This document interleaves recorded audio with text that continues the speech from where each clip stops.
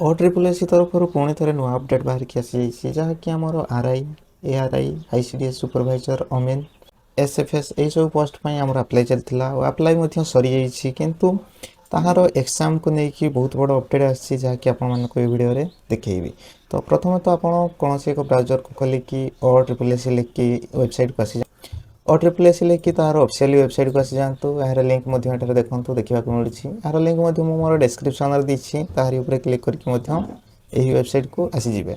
ଆସି ସାରିଲା ପରେ ଆପଣଙ୍କ ସାମ୍ନାରେ ଏମିତି କିଛି ୱେବସାଇଟ୍ର ଇଣ୍ଟରଫେସ୍ ଆସିବ।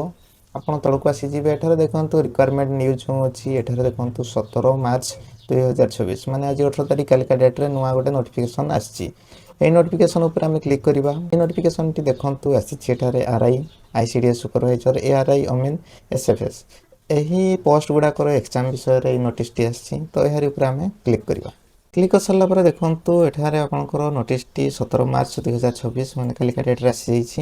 ଏଠାରେ ଦେଖନ୍ତୁ RI, ICDS ସୁପରଭାଇଜର, ARI, ଅମିନ୍, SFS ଏହି ସବୁ ଏକ୍ଜାମ୍ ଦେଖନ୍ତୁ ଆପଣଙ୍କର 26 ଏପ୍ରିଲ 2024ରେ ହେବ, ଯାହାକି ଆପଣଙ୍କର ଆଗରୁ ଜାରି ହୋଇଯାଇଛି ଡେଟ୍ ଯେ ଯେମିତି ଫରେଷ୍ଟ ଗାର୍ଡ଼ ଫରେଷ୍ଟରର ମଧ୍ୟ ଏପ୍ରିଲ ମାସରେ ପରୀକ୍ଷା ହେବ ବୋଲିକି ଆସିଛି। ସେହି ଅନୁସାରେ ଆପଣଙ୍କର ଯଦି ଆପଣ RI, ARI ଏହି ପୋଷ୍ଟ ପାଇଁ ଆପ୍ଲାଏ କରିଛନ୍ତି ତାହେଲେ ଆପଣଙ୍କର 26 ଏପ୍ରିଲ 2024ରେ ଆପଣଙ୍କର ପରୀକ୍ଷା ହେବ।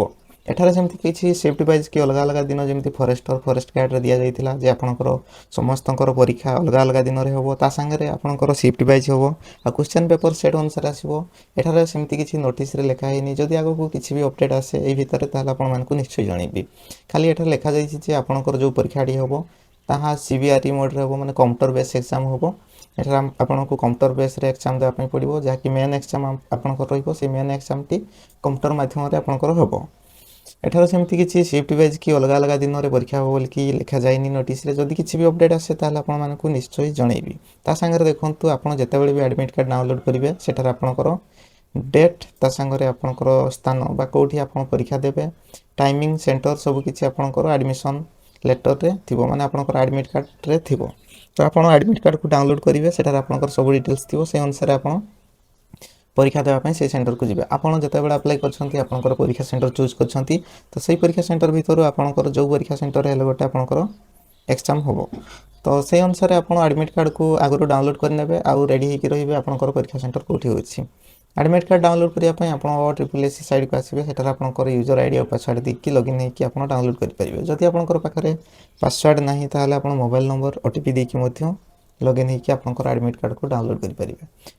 ଫରେଷ୍ଟ ଗାର୍ଡ଼ ଫରେଷ୍ଟର୍ସ ଆଉ ଯେଉଁ ଏକ୍ସାଇଜ୍ କନେଷ୍ଟବଳ ଆସିଥିଲା ସେହି ପରୀକ୍ଷା ଆପଣଙ୍କର ହୁଏତ ଅଲଗା ଅଲଗା ଦିନରେ ପରୀକ୍ଷା ହେଇଥାଇପାରେ, କିନ୍ତୁ ଦେଖାଯାଉ ଏପର୍ଯ୍ୟନ୍ତ କିଛି ସେସବୁ ଜଣା ପଡ଼ିନାହିଁ ଆପଣଙ୍କର ଏକା ଦିନ ହେବ କି ଅଲଗା ଅଲଗା ହେବ। ଯଦି ବି କିଛି ଅପଡେଟ୍ ଆସେ ତାହେଲେ ଆପଣମାନଙ୍କୁ ନିଶ୍ଚୟ କହିବି। ଆଜିର ଏହି ନୋଟିଫିକେସନରେ ଯାହା ଦେଖିକି ଜଣାପଡ଼ୁଛି ଆପଣଙ୍କର ପରୀକ୍ଷା 26 ଏପ୍ରିଲରୁ ଆରମ୍ଭ ହେବ କି ସେଇଦିନ ଗୋଟେ ଦିନ ହିଁ ପରୀକ୍ଷା ରହିବ ତାହା ସ୍ପଷ୍ଟ କିଛି ଜଣାପଡ଼ୁନି। ଆଉ ଯଦି ନୋଟିସ୍ ଆସେ ବା ନୋଟିଫିକେସନ୍ ଆଉ କିଛି ବି ଆସେ ଏହି ଭିତରେ ତାହେଲେ ଆପଣମାନଙ୍କୁ ନିଶ୍ଚୟ କହିବି। ଯଦି ଆପଣଙ୍କୁ ଭିଡ଼ିଓଟି ଭଲ ଲାଗିଲା ତାହେଲେ ନିଶ୍ଚୟ ଗୋଟେ ଲାଇକ୍ କରିବେ ଆଉ ଚ୍ୟାନେଲକୁ ସବସ୍କ୍ରାଇବ୍ କରିକି ରଖନ୍ତୁ, କାହିଁକିନା ଏମିତି ବହୁତ ସାରା ଭିଡ଼ିଓକୁ ନେଇକି ଆସିବି, ଆପଣମାନେ ଦେଖିକି ଇନଫର୍ମେସନ୍ ପାଇପାରିବେ। ତା ଛଡ଼ା ଦେଖନ୍ତୁ ଏଠାରେ ଖାଲି ସର୍ଟ ନୋଟିସ୍ ଗୋଟେ ଆସିଛି। ଏହି ନୋଟିସ୍ ବିଷୟରେ ଆପଣ ଦେଖିଛନ୍ତି କି ନାହିଁ, ଜାଣିଛନ୍ତି କି ନାହିଁ, ସେଇଥିପାଇଁ ମୁଁ ଆପଣମାନଙ୍କୁ ଜଣାଇଦେଲି। କିନ୍ତୁ ଆଗକୁ ଯଦି ଏହାର ବିଷୟରେ ଅଲଗା କିଛି ନୋଟିଫିକେସନ୍ ଆସେ ଫୁଲ୍ ଡିଟେଲ୍ସରେ ଆପଣମାନଙ୍କ ସହିତ ନିଶ୍ଚୟ ସେୟାର କରିବି।